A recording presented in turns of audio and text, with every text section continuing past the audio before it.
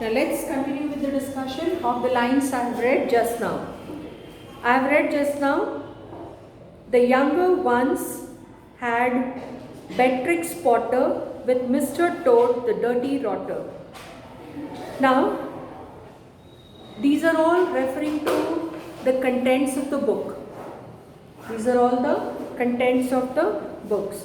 Or you can say that the references made here to the writers, conservationists, then Squirrel Nutkin, Pigling Bland, and Mrs. Twiggy Winkle. So Twiggy Winkle and Squirrel Nutkin, these are all short stories related to the animals and all. Okay, just how the camel got his hump. Camel has the hump, no?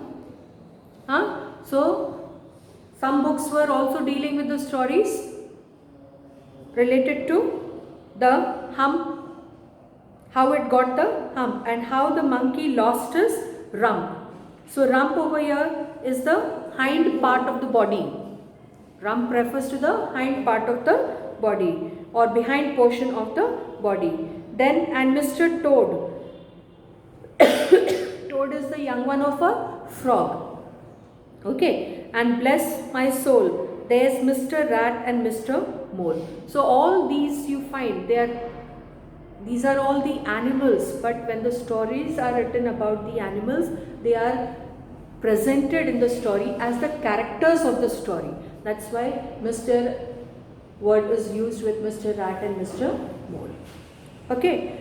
Oh books, what books they used to know, those children living long ago.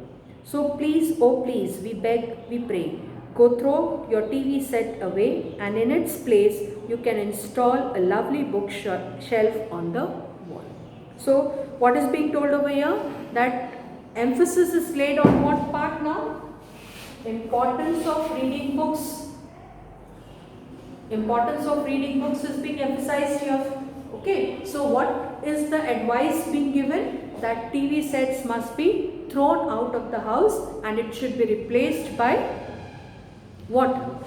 Bookshelf. Okay, so it's being told to replace the books, to replace the bookshelves with the TV sets.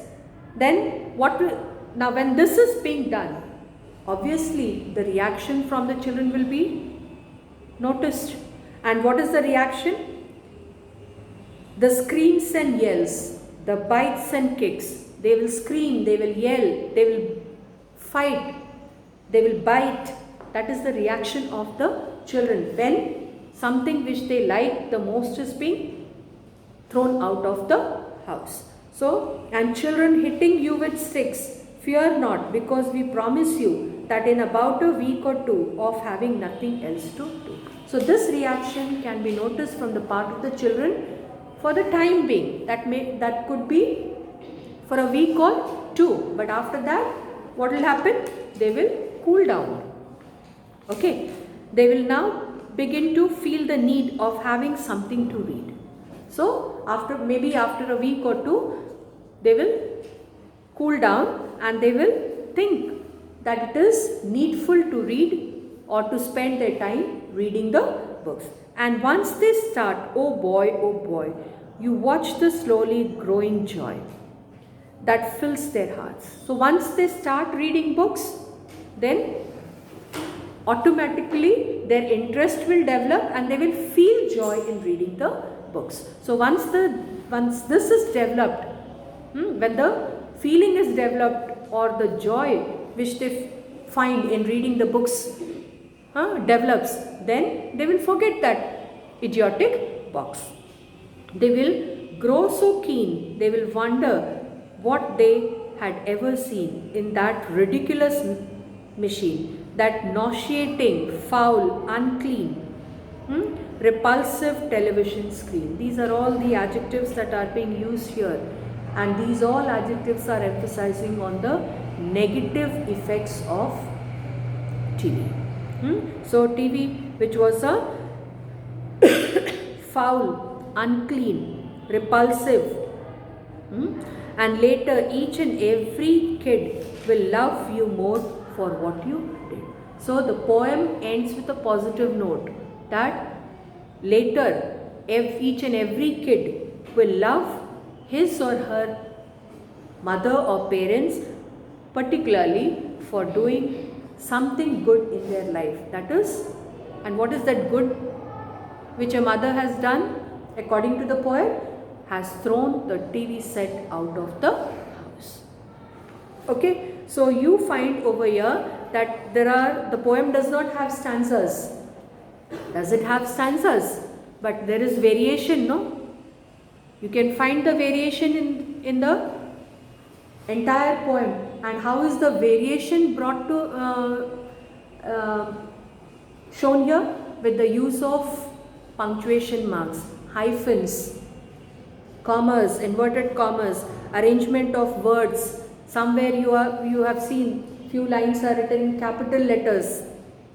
Okay, so wherever you find use of hyphens or arrangements and appearance of printed letters on a page, then the figure of speech is typography. The figure of speech is typography. So in this poem you have to keep in mind that there are personification, simile, then repetition. You find that typography, hyperbole, these are all, or hyperbole, these are all the figures of speech used in the poem. Okay, used in the poem. And as far as the rhyming scheme is concerned, although the poem does not have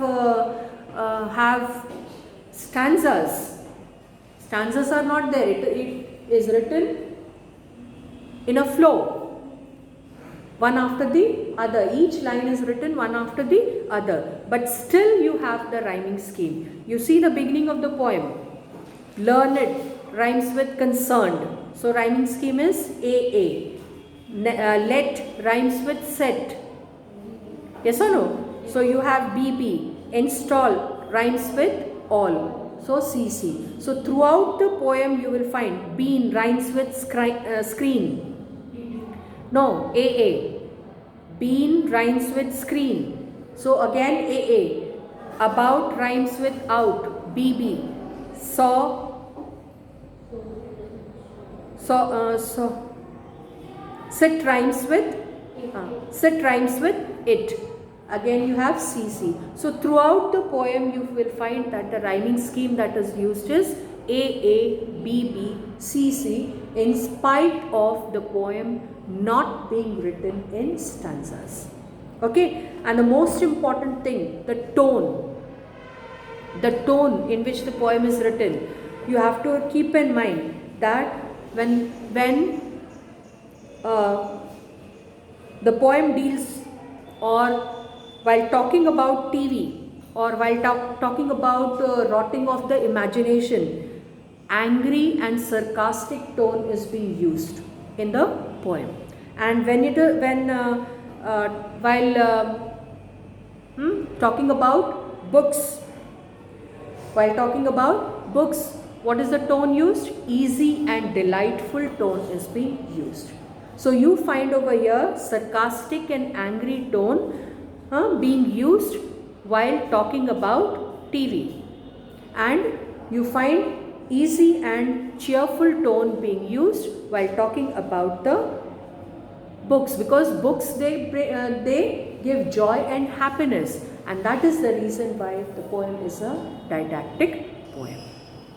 Is that clear? Okay.